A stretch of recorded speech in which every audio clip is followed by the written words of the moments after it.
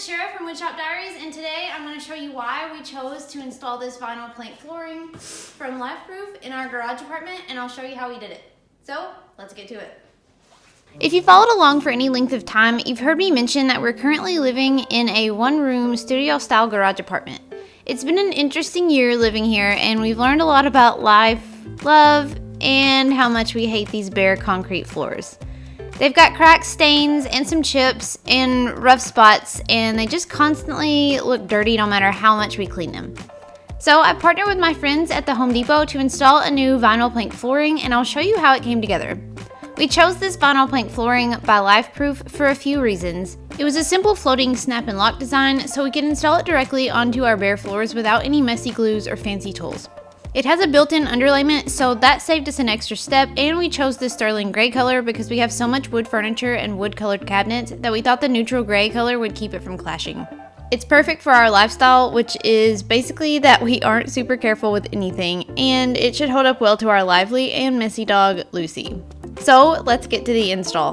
This floor was really easy to put down, and once it was started, it went really quick. The first thing I did was I took a look at the instructions, which are included in every box. It was pretty straightforward, so I jumped right into it.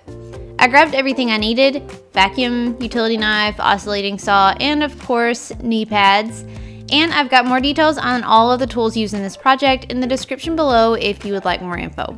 Before I could get very far, I had to move all of the junk in the floor out of the way. Since our house is basically just one big room, the only option was to scoot everything to the side, and once we got a section down, scoot it all back to the other side. Not ideal, but it is what it is. Once all the junk was moved, I used my rigid battery-powered vacuum to get all of the dust and debris off the floor. I wanted to make sure that I was laying the floor onto a very clean surface.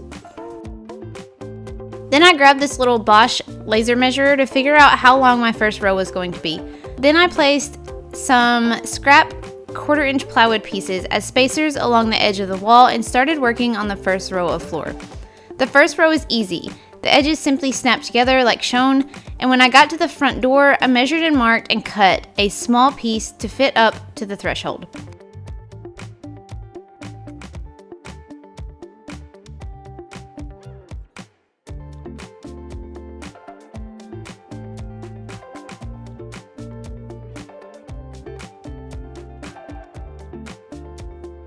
I used an oscillating saw to flush cut the door frame so that the floor would fit underneath it, and I used a straight edge and a utility knife to cut the flooring. If you wanted, you can also use a table saw or a jigsaw to cut these planks, but if you score the top with a utility knife, you can usually pretty easy snap the flooring.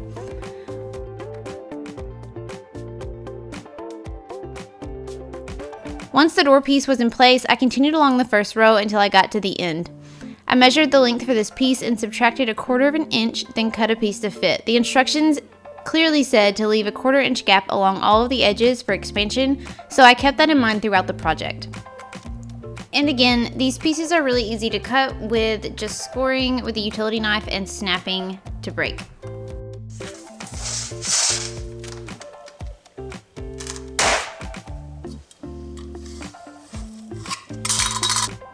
After the entire first row was together, the hardest part of the whole project began, laying down the second row. The second row was a little frustrating because it was hard to snap the pieces tight when the first row kept moving. But I found that the key to getting these pieces snapped in nice and tight was to tap them in first at an angle before laying them flat and tapping them tight with a tapping block. There are a lot of fancy tools that you can purchase to help with this process, but I found that a scrap piece of plywood worked perfectly fine as a tapping block. You can cut your own profile to fit your flooring, or just be mindful of your block placement when you hit it and be careful not to place it where it will damage the snapping lip. Another cool thing about this vinyl flooring is that it didn't have to acclimate to the environment before it was ready to install. So we literally just unloaded it off of the truck after pickup and started installing it. No acclimation required, which is really nice and saves a lot of time. Once the second row was down, I slid the 2 rows up against the spacer blocks on the wall and began laying the next rows. To save some memory on my SD card, I didn't film the entire process. It's pretty repetitive: lay a row, lay another row, keep going until you get something that you have to move, or an obstacle that you have to cut around. Do keep in mind though when laying the flooring that you should stagger the pieces so that the ends do not line up in the same location on adjacent rows. I found the key to snapping the rows together tight was tapping first at an angle, then snapping the end to the adjacent piece, then using a tapping block and a hammer to tap it in tight.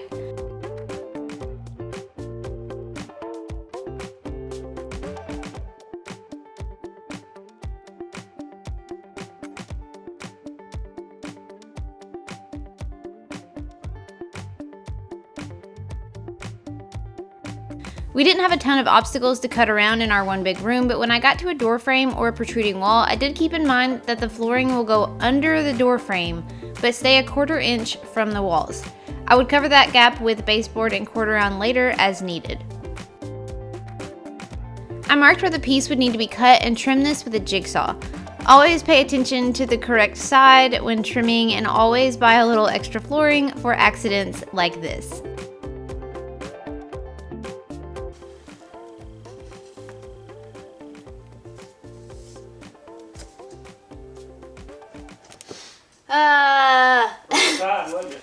Yes. The good news is that you typically only make that mistake a few times before you finally get the hang of it.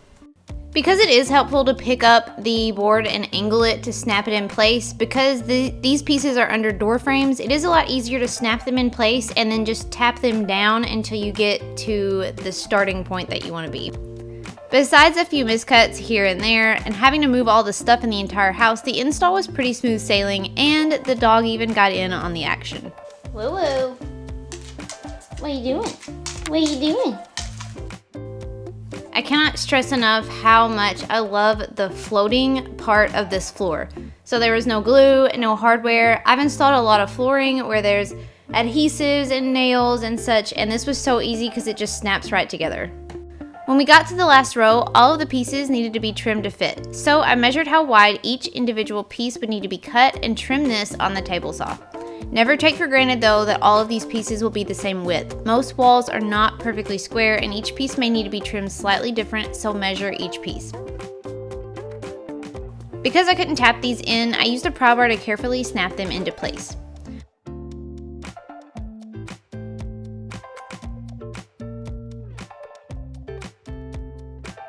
Once the last piece was put in place, we put our house back together and I ran to go get some cord around to finish this thing up. Because of the 1/4 inch space around the edges for expansion, I needed to cover the gap with trim. So I used my little laser measurer again to figure out how much trim I needed and to figure out what lengths to cut it. I cut to fit cord around along all the walls where I left a gap, but since the gap was underneath the cabinet toe kicks in the kitchen, I did not bother to cover those since you won't see them. Because the floor is a floating floor, it's important that it's not secured to anything stationary, so I was careful not to accidentally shoot a nail into the floor when installing the cord around. After a little putty in the nail holes and some caulk along the trim, that's all there was to installing this new LifeProof vinyl plank flooring from the Home Depot. This was such a great improvement to our space and such a worthwhile investment, and honestly, it went a lot smoother than I anticipated. I'm really glad we went with the sterling oak color, and I love how much cleaner this floor feels than the old bare concrete floor. It's so nice knowing that when we have spills, we can quickly wipe them up and not have to worry about staining the concrete. Plus, it feels a little bit more like we live in a house now rather than a garage. If you want more details on this project, the links to the flooring, the tools used, or just want to know more about the process, be sure to check out the product links in the description below and the blog post tutorial that I've linked as well. I hope you found this video both helpful and entertaining, and I hope you'll hit that subscribe button if you aren't already following along so that you don't miss out on what's coming next. Thanks so much for watching, and until next time, happy home improvement. See you guys next time.